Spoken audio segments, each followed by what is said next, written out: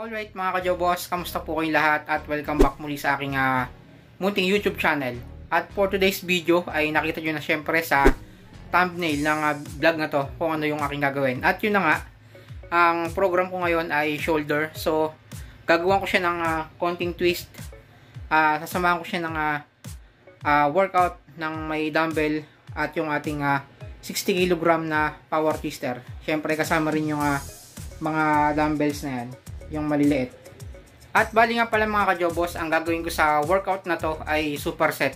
So ibig sabihin ng superset ay tuloy-tuloy na workout hanggang matapos mo yung mga exercise na nakapaloob sa isang set. So tatlong exercise yung nakapaloob sa isang set. Yun ay yung dumbbell, yung power twister, at saka itong mga magagaan na dumbbell yan. So ang gamit ko rito ay 30 pounds. Ito ay 15 pounds kada isang dumbbell. And then panghuli yung 60 kg na power twister. So unahin ko yan, yung malaking dumbbell. Sumunod ay itong magaan na dumbbell. At panghuli natin ay yung power twister. So sa isang set ay tatlong exercise ang nakapaloob. At bali gagawin ko siyang 4 set. Ang workout na gagawin ko 4 set na superset. At syempre, para hindi na magtagal yung video na to, ay ipapakita ko sa inyo yung mga workout routine ko sa aking shoulder gamit ang kombinasyon ng power twister at saka mga dumbbell. So sa workout na to mga ka-Jobos ay mas mabilis yung improvement ng muscle part na i-workout natin dahil halos lahat ng muscle part ng shoulder ay mahihit natin gamit ang dumbbell at yung power twister. So tara na mga ka-Jobos at samahan nyo ako sa araw na to.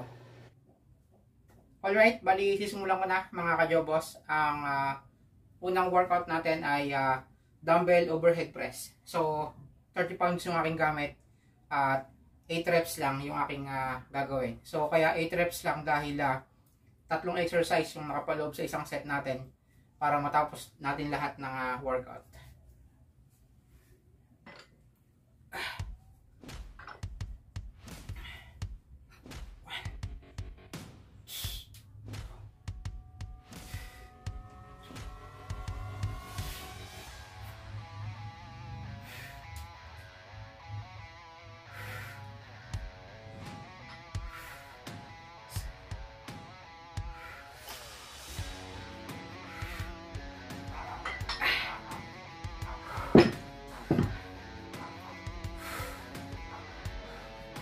Okay, para yun sa front delt natin, yung overhead press. After dito ay side lateral naman tayo gamit ang 15 pounds na dumbbell.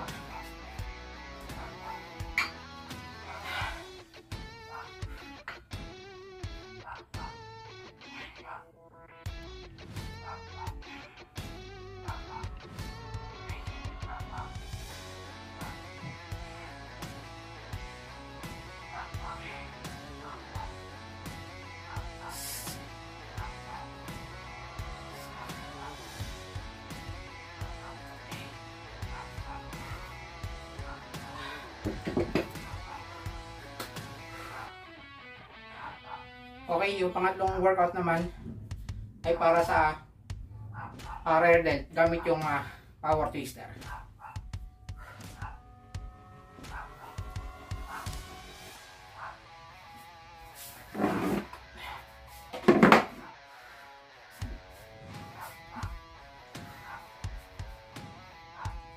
Bali nga pala yung reps nito mga ka-Jobos ay 15 to 20 reps dahil mas maganda yung high reps para mapalabas natin yung rear delt natin.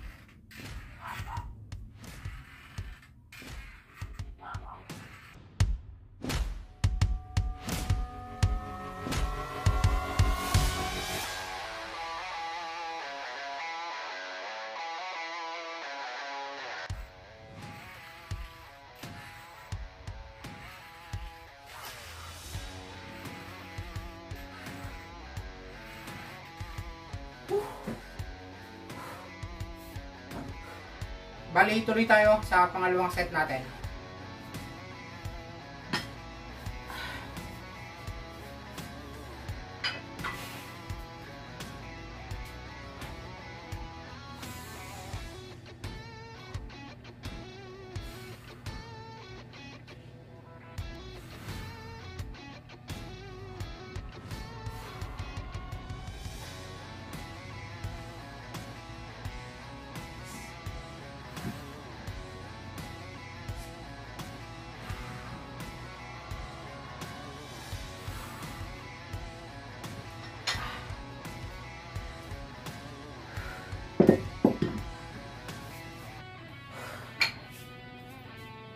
Okay, side lateral naman. Walang pahingahan to, tuloy-tuloy.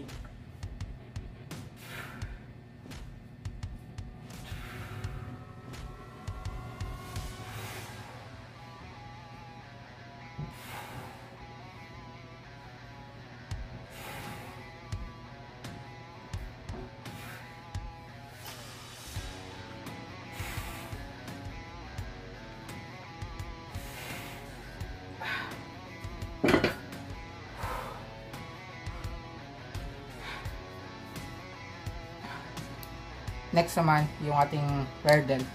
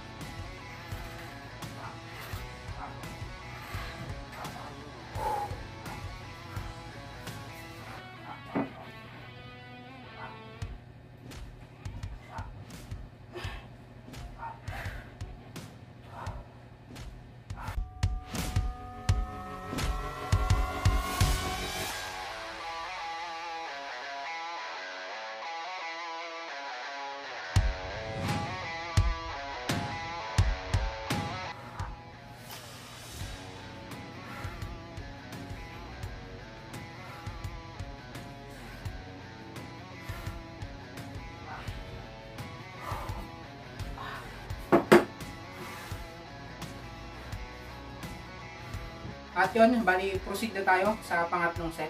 Bali nga pala, yung ginagawa kong rest every set ay 20 seconds. Hindi ko na pinapalagpas ng 30 kasi nawawala yung momentum natin at saka yung pump ng muscle at dugo. So mas maganda ay 20 seconds, go na agad tayo sa panibagong set. Okay?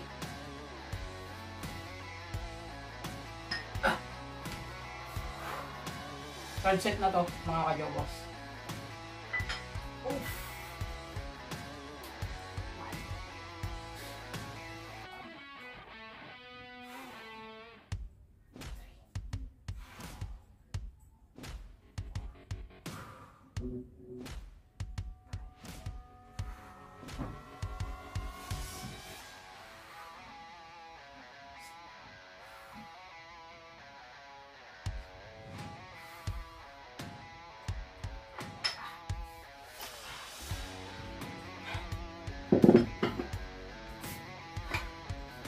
Next naman, side lateral.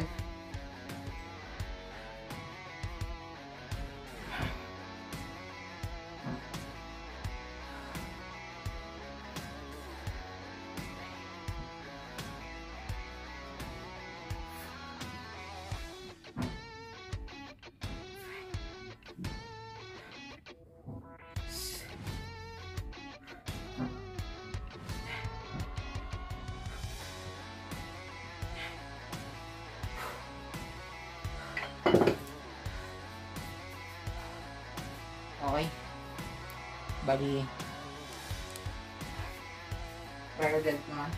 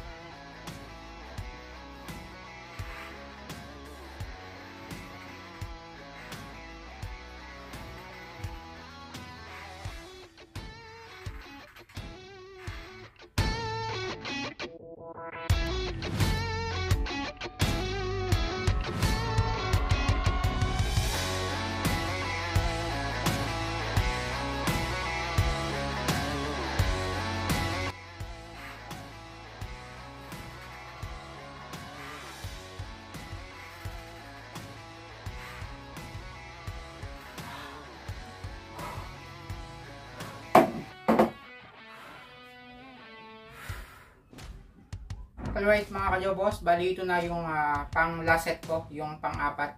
At yun nga pala, kung nabibitin kayo sa 8 reps ay pwede nyo naman siyang gawing 10 to 15 repetition. Basta ang importante ay nagagawa nyo yung proper form at saka proper execution ng workout. At kung mapapansin nyo sa ginagawa kong workout ay dahan-dahan lang yung pagbaba ng dumbbell. So para ma-feel natin yung pump sa target muscle natin. Okay, so let's go.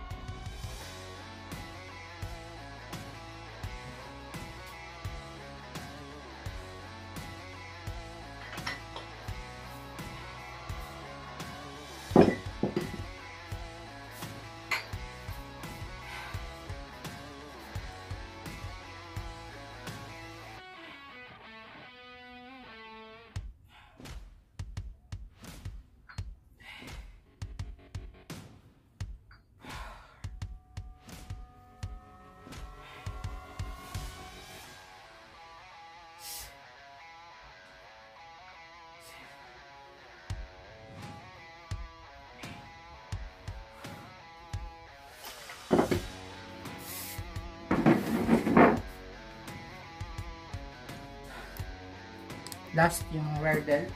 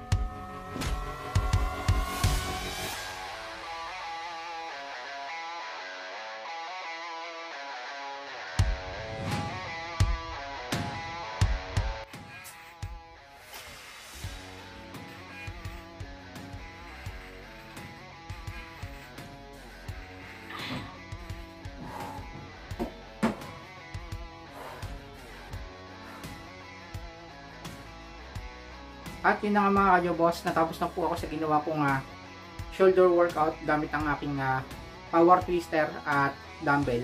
At yan po yung aking ginagawang routine na workout para sa aking shoulder.